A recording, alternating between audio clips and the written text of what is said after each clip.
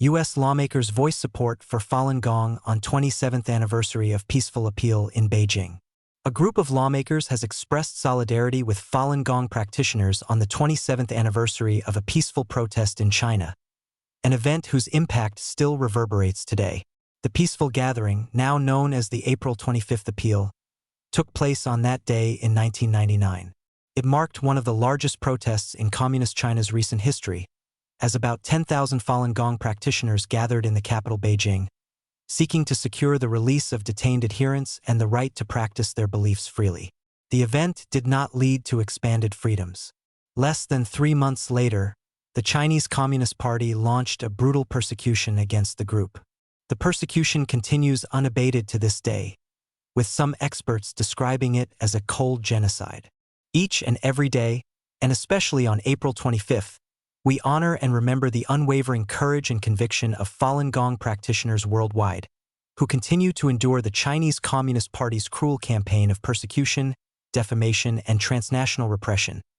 Representative Chris Smith, co-chair of the Congressional Executive Commission on China, said in a statement, "The CCP's brutal effort to stamp out the Falun Gong will be remembered as one of the worst crimes of the 21st century. Falun Gong, also known as Falun Dafa, is a spiritual discipline with slow-moving exercises and teachings based on the principles of truthfulness, compassion, and forbearance. It was introduced to the public in China in 1992 and spread rapidly through word of mouth across the country. By the end of the decade, at least 70 million people took up the practice, according to official estimates at the time. Early on, China's state-run media cast Falun Gong in a favorable light.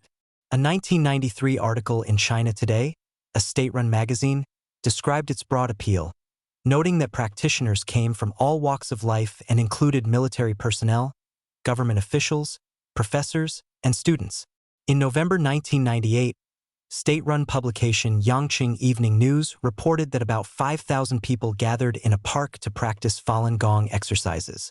That report would be among the last instances of favorable coverage of Falun Gong in China. On April 11, 1999, a college in Tianjin, a city adjacent to Beijing, published an article in its school magazine that criticized the practice.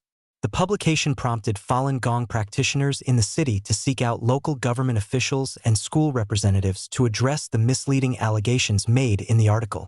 Later the same month, Tianjin's Public Security Bureau dispatched riot police, who used force against Falun Gong practitioners who had gathered, resulting in 45 arrests. Police brutality in Tianjin quickly spread. On April 25, 1999, about 10,000 Falun Gong practitioners gathered in Beijing, seeking the release of the Tianjin detainees and asking for the freedom to practice their beliefs. After a meeting between CCP officials and 5 Falun Gong representatives at the State Council, Tianjin authorities complied with the request.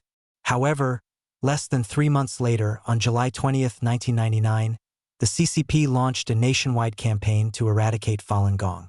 At the same time, China's state-run media began to publish propaganda about the peaceful appeal, often describing it as a siege against the CCP regime. As we mark the anniversary of the 1999 peaceful appeal in Beijing, we remember the courage of more than 10,000 Falun Gong practitioners who peaceably stood for their beliefs in the face of repression. Representative Neil Dunn, who serves on the House Select Committee on the CCP, said in a statement, "The United States stands firmly with those facing religious persecution in China and around the globe. Since the persecution began, millions of Falun Gong practitioners have been detained in prisons, labor camps, and other facilities, and hundreds of thousands have been tortured while incarcerated, according to the Falun Dafa Information Center. Many have been persecuted to death, and others have been victims of China's state-sanctioned practice of forced organ harvesting." Accountability. Senator Rick Scott, who serves on the Senate Foreign Relations Committee, called the CCP's persecution of Falun Gong brutal and senseless. According to a statement, "The Chinese people have continued to endure horrific acts under the communist regime since the peaceful protest 27 years ago," Scott added. "The United States and every other freedom-loving country on earth must take a stand and demand accountability for the CCP's despicable religious persecution and forced organ harvesting, and work to put an end to Communist China's blatant human rights violations," he said. Scott was one of the co-sponsors of the Falun Gong Protection Act. The legislation, reintroduced in March 2025, would hold accountable individuals involved in the forced organ harvesting from Falun Gong practitioners by imposing targeted sanctions such as visa restrictions, fines of up to $1 million, and 20 years in prison. Representative Zach Nunn, who serves on the CECC and the House Select Committee on the CCP, called the Chinese regime's practice of forced organ harvesting from Falun Gong practitioners abhorrent. According to a statement, 27 years ago, the Chinese Communist Party launched a brutal campaign against Falun Gong practitioners, using a peaceful call for freedom as its pretext, Nunn said. The United States stands firmly with Falun Gong practitioners. I will keep working to hold Beijing accountable until this persecution ends. In 2020, the China Tribunal, an independent London-based People's Tribunal, concluded that the Chinese regime had for years been forcibly harvesting organs from prisoners of conscience, identifying Falun Gong practitioners as the primary victims. Smith added that he would continue to hold hearings, introduce legislation, and call upon the U.S. government to prioritize human rights in U.S.-China relations. The world must not look away. The CCP must be held accountable, and the atrocities against the Falun Gong must end, Smith said.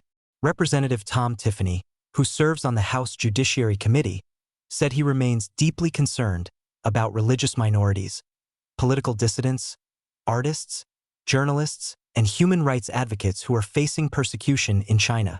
America stands with those who seek to chart their own democratic future, speak their mind, and exercise their freedom of worship and conscience without fear of penalty or retribution, he said.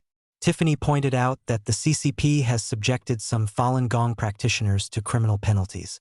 Minghui.org, a U.S.-based website that tracks the persecution of Falun Gong practitioners in China, reported 751 new cases of prison sentences against practitioners in 2025.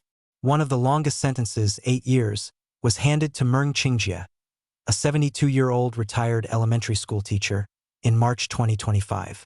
Tiffany was one of the co-sponsors of the Falun Gong Protection Act, which passed the House in May 2025. Representative Michael McCall, who serves as chairman emeritus of both the House Foreign Affairs and House Homeland Security Committees, noted that the CCP has brutally suppressed any form of dissent.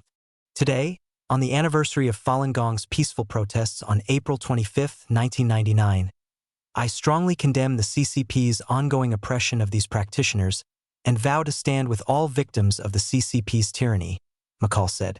Eva Fu contributed to this report.